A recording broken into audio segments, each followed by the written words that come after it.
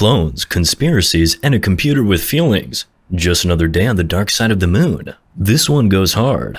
So the movie kicks off with an ad from a company called Lunar Industries Limited, which is basically the solar panel company of the moon. After the ad, we meet Sam, who's pounding it out on a treadmill like it's nobody's business. And get this, he's actually on the moon. Later, he takes a little joyride in his moon truck and ends up back in his chamber, talking to himself like he's the main character in some kind of space-themed Shakespeare monologue. Rumor has it he's been up there for 3 whole years, and only has 2 weeks left before he's earthbound again. Living the solo moon life isn't all it's cracked up to be, though. Sam's only friend is Gertie, an AI buddy who moonlights as a hairstylist. How's that for out-of-this-world salon service? Sam eventually gets a message from his wife, Tess. She and their daughter, Eve, are sending him some lunar love. Tess is beaming with pride and can't wait to see Sam next month for Eve's birthday. Aw, interstellar family goals. Our boy Sam is just trying to live his best moon life, watching TV, brewing some cosmic coffee, and oh yeah, hallucinating. He sees a girl chilling on his chair, which leads to a not-so-funny incident with boiling water.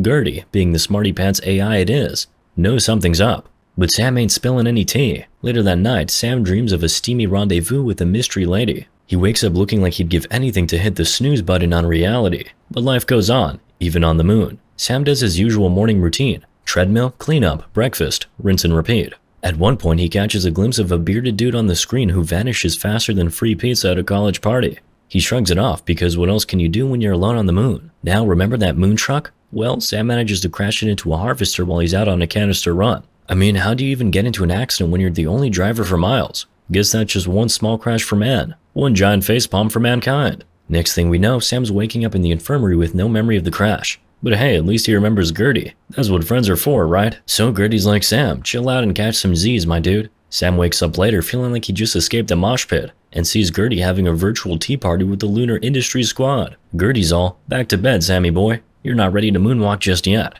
Sam's like, fine, just bring me my stuff, and face plants into bed. Later, Gertie rolls in like robotic Dr. House, runs some tests, and hits Sam with the news that he might have scrambled his brain eggs in the crash. Central's like, slow down the harvesters, Gertie. Give the guy a break. So Sam's gotta chill for a bit longer. Gertie's itching to run another test, but Sam's like, nah, I'm good, doc. Fast forward a few days and Sam's up and about, feeling like a brand new astronaut. He notices something's off and asks Gertie to unlock the door so he can play space handyman. Gertie's all, I'll let the higher-ups know. That night, Sam dreams of some random lady and dude. The next day, Lunar Industries is like, Sam, bro, focus on getting better. Don't go all superhero on us. We'll send a rescue team to fix things up. Sam's not having any of it. He channels his inner MacGyver, creates a fake problem, and tricks Gertie into letting him go outside. Sneaky, sneaky. Sam beelines for his crashed truck and plot twist, finds another Sam inside. He hauls the body back in and grills Gertie like it's an episode of CSI Moonbase. Sam 2 wakes up later, still rocking that gnarly plaster from the hot water incident. Sam 1's pacing like a caffeinated cheetah while Sam 2's like, Gertie, am I seeing double or what? Gertie's just like, sleep it off, man. We see Sam 1 vibing to a message from Tess, and then Sam 2 walks in to find Sam 1 skipping like a kid, who just found out it's pizza day at school. Sam 2's all, Gertie, what in the name of Neil Armstrong is going on here? Who's this doppelganger? Gertie's like, surprise, you're both Sam Bell. Sam 2's like, cool, cool, cool, and starts drawing smiley faces on the wall, counting down the days until his lunar vacay is over. Now Sam 2 is clearly the OG Sam, but we'll stick to calling him Sam 2 to avoid any identity crisis. So Sam 2 slides up to Sam 1, launching a full-on Q&A sesh. They compare lunar timelines, and no surprise, both think the other one's a clone. Plot twist much? While Sam 2 goes back to being a space botanist and talking to his plants. Classic Sam 2 move. Sam 1 swings by, and the two Sams start to bond, like real bromance vibes. Ping-pong battles ensue, and they accept that they're basically the same dude with the same life. Oh, and they're both married to Tess. Sam 1 is still in the dark about their daughter Eve, so Sam 2 spills the beans and shows off a pic. Mid-fatherly awe, a message from Lunar crashes the party.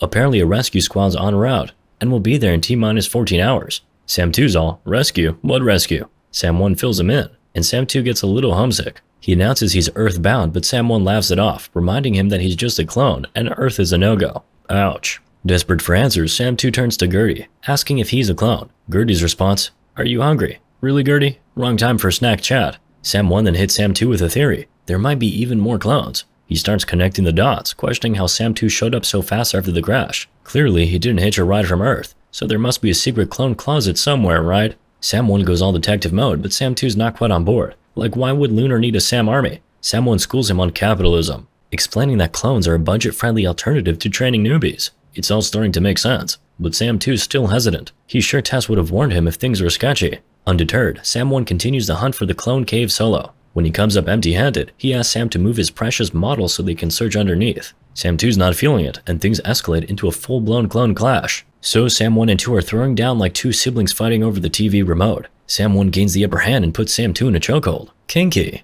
And suddenly, there's more red sauce than a spaghetti dinner. But still no secret compartment. Bummer. Sam 2 and Gertie have a heart-to-heart about the brawl. Sam 2 admits Sam 1 freaks him out a little, and then spills some tea about Tess, second chances, and unanswered messages. Gertie's like, I'm just the messenger, dude. But Sam 2 can't let it go. He asks Gertie if he's a clone, and Gertie drops the truth bomb. Turns out the whole crash story and memory loss shtick was a lie. That's just how they wake up clones. And Tess and Eve, memory implants from the real Sam Bell. Ouch. Sam 2 just went from being the OG to a knockoff in no time. Gertie offers some comfort food, but Sam 2's too shook to eat. He mopes in his room staring at a pic of Tess. Now that he knows the truth, Sam 2's pretty chill. He jams out in the common area while Sam 1 tries to apologize. Sam 2's like, no hard feelings, bro, but cranks up the volume when Sam 1 wants to talk. Cue the classic music on, music off battle until Sam 1 finally chucks the player across the room. Now that he's got Sam 2's attention, Sam 1 spills the beans. Lunar didn't want him to find Sam 2 in the first place. They told Gertie to keep him locked up tight. And the cherry on top? Sam 1 caught Gertie having a live chat with the Lunar crew. How does he know it was live? Because it was a good old-fashioned back-and-forth convo. Drama alert. Sam 1 insists that live chats are impossible because the satellite's toast. But Sam 2 drops the truth. The satellite's fine.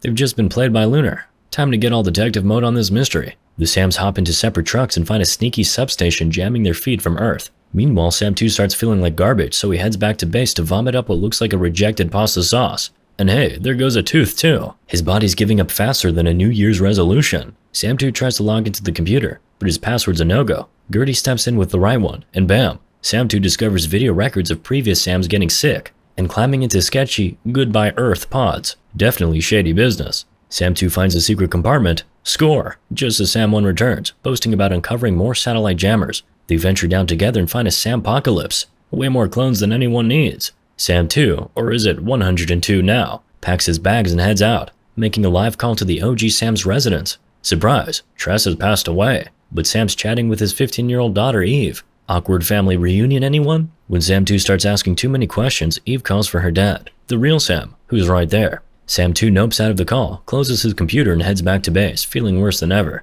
Sam 1 tucks his clone body into bed like a true friend. Curiosity gets the better of Sam 1, who replays the call on the computer, shocked at what he sees. Meanwhile, Sam 2 dreams of Tess, probably wishing he could hit the reset button on this whole mess. Sam 1 sweet-talks Gertie into waking up a new clone, Sam 3. When Sam 2 sees the body, he's confused, but Sam 1 fills him in on the latest drama. The duo realizes the rescue team will probably freak if they find two Sams. So they hatch a plan. Put Sam 3 in the crashed truck and send Sam 2 back to Earth. But time's ticking, with the rescue team just 3 hours away. Cue the suspense. Meanwhile, Sam 2 gazes at baby pictures of Eve, feeling sicker than ever. He admits he's too sick to go back to Earth and suggests Sam 1 should go instead, since he's about to expire anyway. Bromance level? Ultimate sacrifice. They share a touching truck moment before Sam 1 helps Sam 2 with his helmet and places him in the crashed truck. Then Sam 1 preps a Helium-3 transport for his great escape. Gertie, being the caring AI BFF, warns Sam that his memory cache could jeopardize the whole plan. So Sam 1 erases Gertie's memory, and Gertie promises to reboot once he's gone. True friendship, robot style. With just 8 minutes until the rescue team's arrival, Sam 1 hops into the pod, but first he programs a harvester to crash and restore live Earth comms.